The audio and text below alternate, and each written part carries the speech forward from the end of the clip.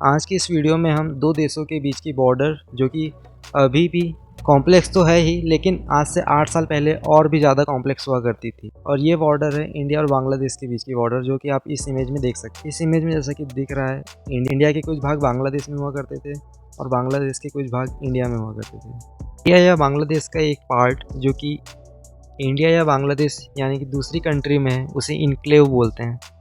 Example से समझते हैं, जैसे कि एक कंट्री है एक्स और एक कंट्री है वाई।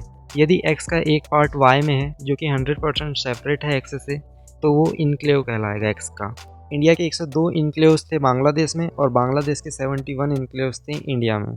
ये तो कॉम्प्लेक्सिटी की शुरुआत बस है। इनक्लेव तो वो है जो एक दूसरी कंट्री में दूसरी कंट्री का पार्ट जो कि उस कंट्री से 100% सेपरेट है।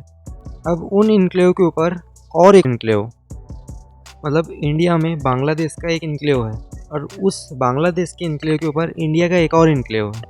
आज के समय में ऐसा एक ही एग्जांपल एग्जिस्ट करता है, जो कि है यूएई का। यूएई का एक पार्ट जो कि 100% कवर्ड है ओमान का वही पार्ट 100% फिर से कवर है यूएई। इन इनक्लेव्स पर टोटल 51,000 लोग रहते थे और इन पर रहना बहुत ही चैलेंजिंग था, क्योंकि कोई भी ज़रूरत की चीज़ें के लिए अपने देश में आना इनके लिए बहुत मुश्किल था, क्योंकि उन्हें अपनी कंट्री आने से पहले ही दूसरी कंट्री से गुजरना पड़ता था। और दूसरी कंट्री में जाने के लिए लगता है वीज़ा, और वीज़ा अप्लाई करने के लिए भी वो अपनी कंट्री में नहीं आ सकते थे। और यही सिचुएशन 2015 तक।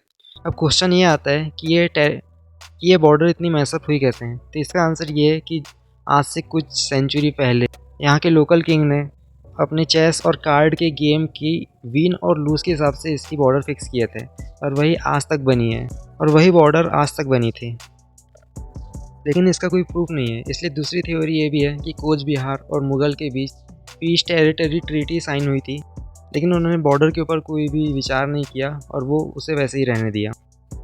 उसके बाद ब्रिटिश ने इंडिया पर रूल किया और 1947 में जब इंडिया ने इंडिपेंडेंस लिया ब्रिटिश से, तब इंडिया में हो रहा है बहुत सारे वायलेंस और पार्टीशन की डिमांड को देखते हुए ब्रिटिश ने एक ब्रिटिश ऑफिसर जो कि कभी इंडिया में आया भी नहीं था, उसे इसका डिसीजन लेने के लिए बोला। और उस ऑफिसर ने डिसीजन पाकिस्तान के दो भाग होंगे, एक ईस्टर्न भाग और एक वेस्टर्न, जो एक दूसरे से सैकड़ों मील दूर है। इसके बाद इंडिया और बांग्लादेश ने 1974 में एक्सचेंज के लिए ट्रीटी साइन की। बांग्लादेश ने तो एक्सेप्ट कर लिया उसे, लेकिन इंडिया ने उसे एक्सेप्ट नहीं किया क्योंकि इंडिया के 102 इनक्लेव्स थे बांग्लादेश में और बांग्लादेश के 71 इनक्लेव्स थे इंडिया में। इसलिए यदि एक्सचेंज होता तो इंडिया को नेट 40 स्क्वायर किलोमीटर लैंड का नुकसान होता, और उसी समय चाइना और पाकिस्तान से भी इंडिया के विवाद चल रहे थे, तो ये इंडिया के लिए वीकनेस बन सकता था। लेकिन 41 साल के बाद 31 जुलाई 2015 को आखिर इंडिया ने इसे एक्सेप्ट कर लिया और उन इनक्लेव्स को एक्सचेंज कर लिया गया।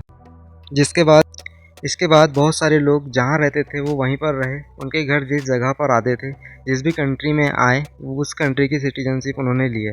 और 1000 लोग ऐसे थे जो इंडिया आ गए और इंडिया की सिटीजनशिप ली है।